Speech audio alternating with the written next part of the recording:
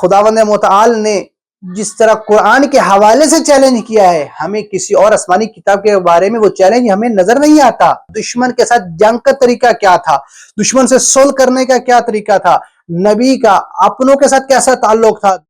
بسم اللہ الرحمن الرحیم۔ السلام علیکم ناظرین، میں ہوں ہاشم علی عمرانی، پروگرام عکس تاریخ کے ساتھ۔ ناظرین، آپ کے سامنے پہلے جس موضوع پہ بات ہوئی تھی وہ یہ تھا کہ تاریخ اسلام کا جاننا کیوں ضروری ہے، اس پر آپ سے بات ہو چکی تھی۔ اب ہم آج جس موضوع پر بات کریں گے وہ یہ ہے کہ تاریخ اسلام کو جاننے کے لیے سب سے پہلے تاریخ و سیرت پیغمبر گرامی کا جاننا کیوں ضروری ہے۔ سب سے پہلا نقطہ تو یہ ہے کہ سیرت نبی، تاریخ و سیرت نبی کو جاننا اس لیے ضروری ہے کہ آپ صلی اللہ علیہ وآلہ وسلم کا خدا کے ساتھ ایک خاص ارتباط تھا، اور یہ خاص ارتباط جو ہے یہ سبب ہے کہ ہم سب سے پہلے نبی گرامی کی سیرت کو سمجھیں۔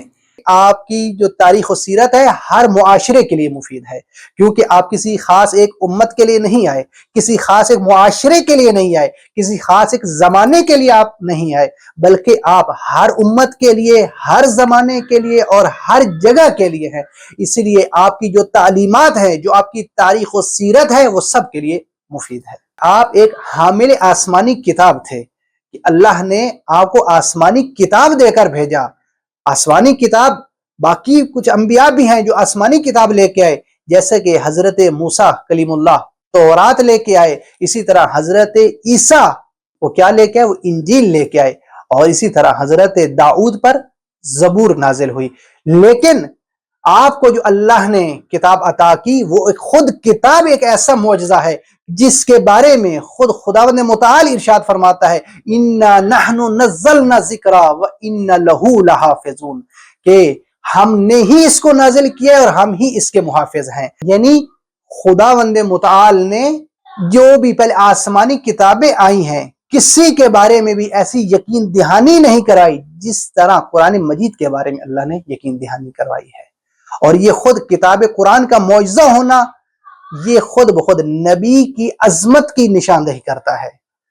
اور اسی طرح خداوند متعال نے جس طرح قرآن کے حوالے سے چیلنج کیا ہے، ہمیں کسی اور آسمانی کتاب کے بارے میں وہ چیلنج ہمیں نظر نہیں آتا۔ اگر ہم تاریخ کو دیکھیں، اگر ہم ان کتابوں کی طرف رجوع کریں، جیسے کہ خداوند متعال نے قرآن مجید کے بارے میں کیا ارشاد فرمایا ہے، خداوند متعال فرماتا ہے قُلْ فَاتُوا بِسُورَةٍ مِّن مِّثْلِهِ، کہ اگر تم یہ کہتے ہو کہ یہ کتاب جو ہے ایک عام کتاب ہے تو اس جیسی کوئی سورہ بنا کے لے آؤ، اور خدا کے علاوہ تم جس سے چاہو مدد طلب کرو۔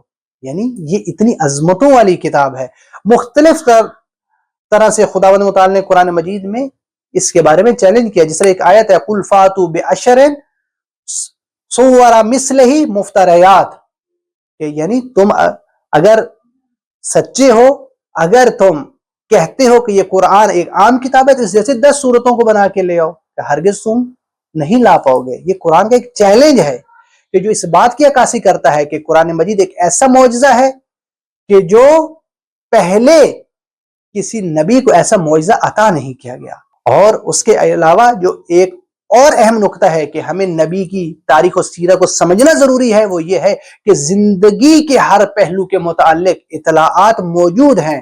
یعنی نبی خدا صلی اللہ علیہ وآلہ وسلم کی زندگی کے تمام جو پہلو ہیں اس کے بارے میں ہمیں تاریخ بتاتی ہے۔ ہم تاریخ میں ہم دیکھتے ہیں، تاریخ و سیرت میں ہمیں ملتا ہے کہ نبی خدا کا اپنے گھر والوں کے ساتھ کیسا تعلق تھا، حتیٰ اپنی گھر والوں کو مثلا اگر کوئی سوال کرتے تو کس طریقے سے جواب دیا کرتے تھے۔ نبی صلی اللہ علیہ وآلہ وسلم کا دشمن کے ساتھ جنگ کا طریقہ کیا تھا، دشمن سے صلح کرنے کا کیا طریقہ تھا، نبی کا اپنوں کے ساتھ کیسا تعلق تھا، دشمنوں کے ساتھ کیسا تعلق تھا، اور نبی خدا ایک معاشرے میں کس طرح جاتے تھے اور ایک معاشرے کے افراد کے ساتھ کیسے ملا کرتے تھے، ان کی عبادات کیسی تھی، ان کے معاملات کیسے تھے۔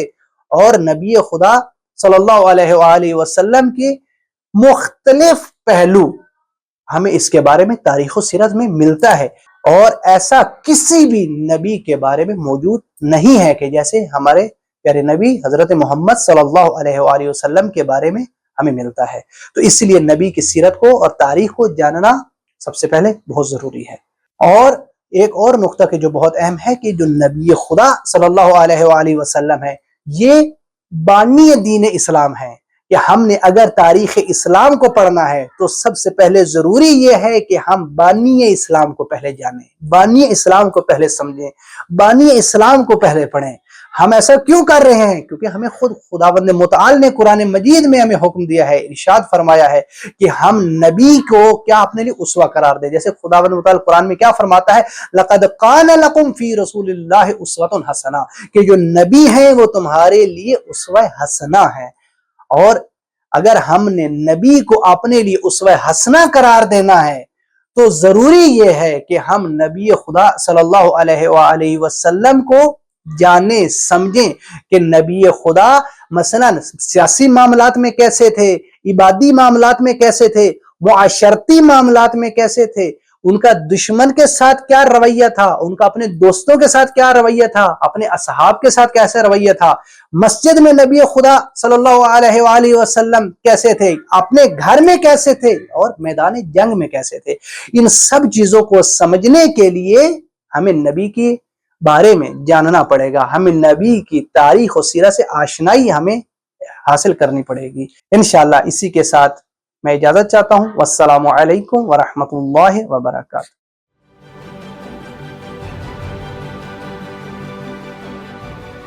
عکس، سچائیوں اور حقائق کا عکس۔